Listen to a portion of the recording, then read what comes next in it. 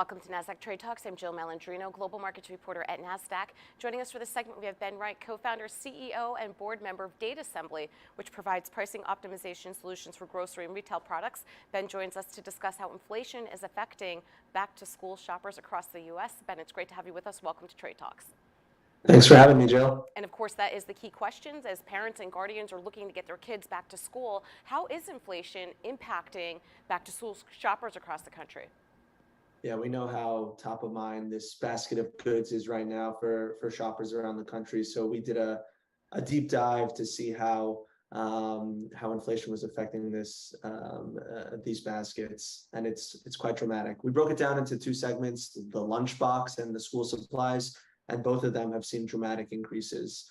The lunchbox basket we put together that includes a lot of the staples that you might have in your children's lunchbox of applesauce and string cheese and deli sandwiches.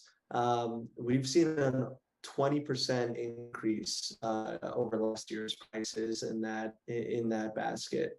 And it gets even worse depending on where you might be in the country, right? Again, some of these trends around inflation and price increases are so localized. And so we're seeing areas like Tampa and Des Moines where these numbers are over 25% right now. So too with the school supplies basket that includes notebooks and pencils and crayons and glue. We're seeing a dramatic increase, over 15% average year on year, with some areas like Syracuse and Hartford showing almost a 28% increase for that basket. It's so interesting when you think about Tampa and Des Moines and the surge that we saw in terms of people buying homes there and the population increasing so quickly. Surely that is going to create a surge in demand as well. So it's interesting to see how that's playing out geographically. Ben, can you give us a brief overview of Datasembly? Oh yeah, that'd be great. We at Datasembly collect massive amounts of pricing, promotion, and assortment information from across the web. So we collect hyper-local, item-level, store-level information from retailers' own websites to build an unprecedented view of hyper-local, real-time pricing, promotion, and assortment trends, which allows us to see these ideas of inflation, price increases play out in near real time and at the most granular and localized level. So we're excited to release some of this information publicly. Tell me about the grocery pricing index and why it's so helpful now. Right, so just like we've seen these dramatic increases with this back to school basket, certainly not unique. We launched our grocery price index, which everyone here is free to see on our website, which breaks down some of the major grocery categories and shows just how dramatic these price increases are in market right now. So we're updating it regularly and breaking it down, not just at a national average level, but down to the metro area and the category. So you can see how these trends are really quite different across different categories and across different geographies. One of the trends that we've been tracking closely is the breakdown of rural versus urban and sorts of metro areas to track how these trends are affecting different areas of the country differently. Just as an example, in our last update available on our site, we saw that the rural area increases, almost a whole percentage point higher than the increases we saw in large metro areas. Yeah, there really is some great intel in that index there, Ben. What's next for the industry? Do you see an end in sight when it comes to nationwide inflation?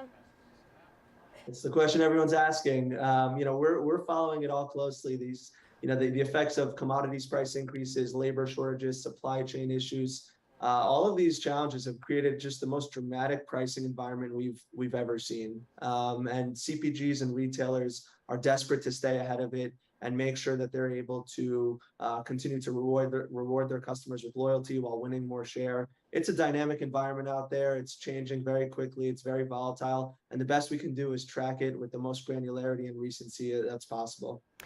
And to wrap up here, how do consumer packaged good companies, to your point, CPGs and retailers use Datasembly to help them when it comes to setting pricing?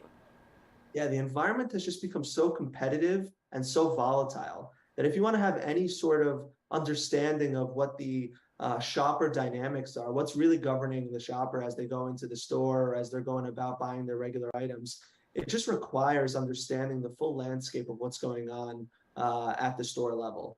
And so our data supports CPGs and retailers making more localized, more up-to-date pricing, promotion, and assortment decisions based on real data and in near real time.